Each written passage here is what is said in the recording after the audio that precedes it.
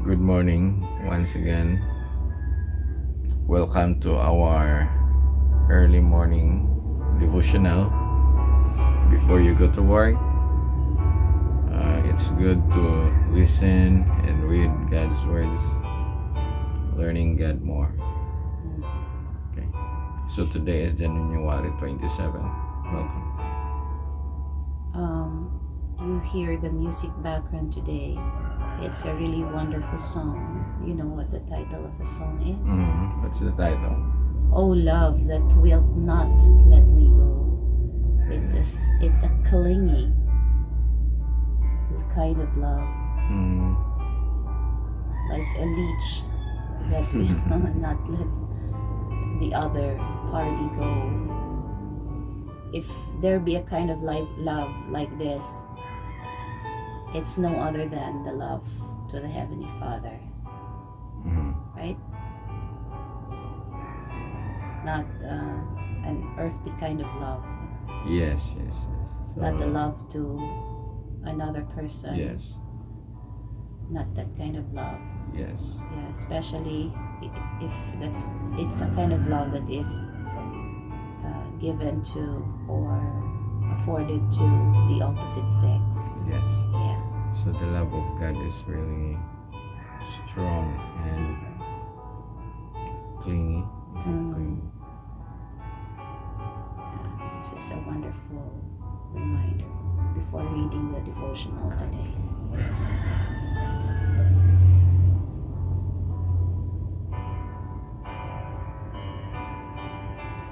Our memory text for today is First Corinthians 1. Wait a minute. 27. Fellowship with Christ. The subtopic. 1 Corinthians 1:9. Okay. 1 Corinthians chapter 1 verse 9 from the New King James Version.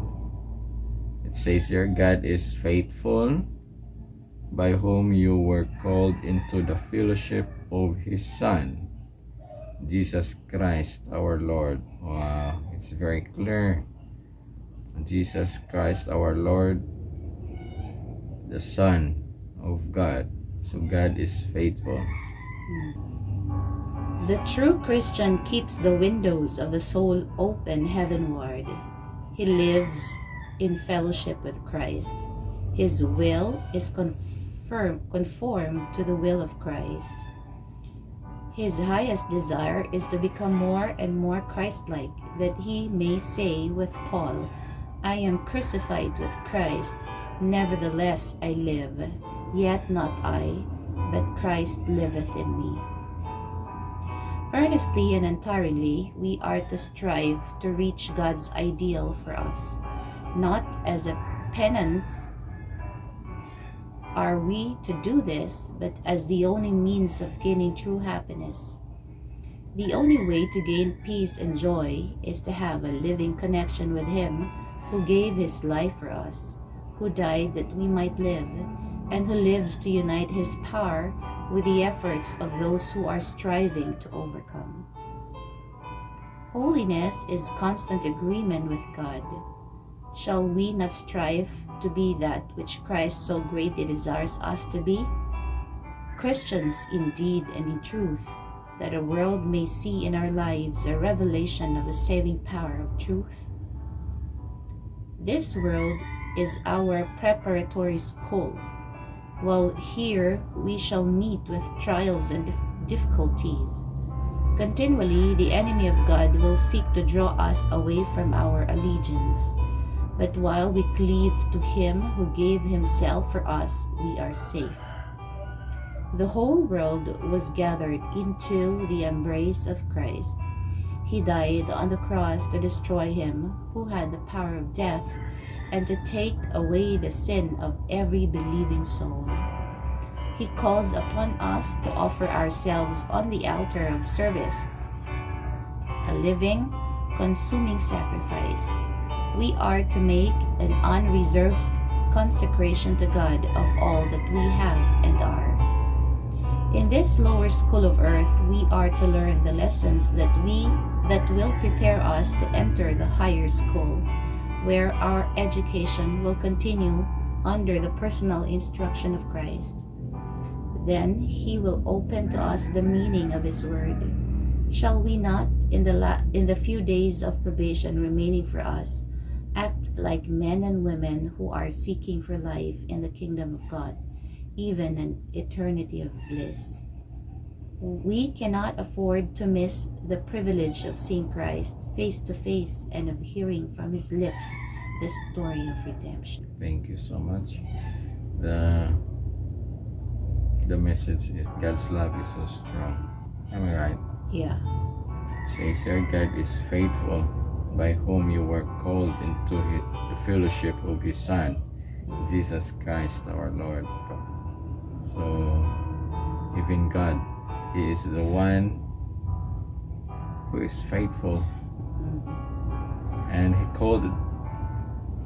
called us to have fellowship with his Son, Jesus Christ our Lord. Just receive Christ, have You have fellowship. to keep the soul open heavenward. Okay. And let Christ enter your heart.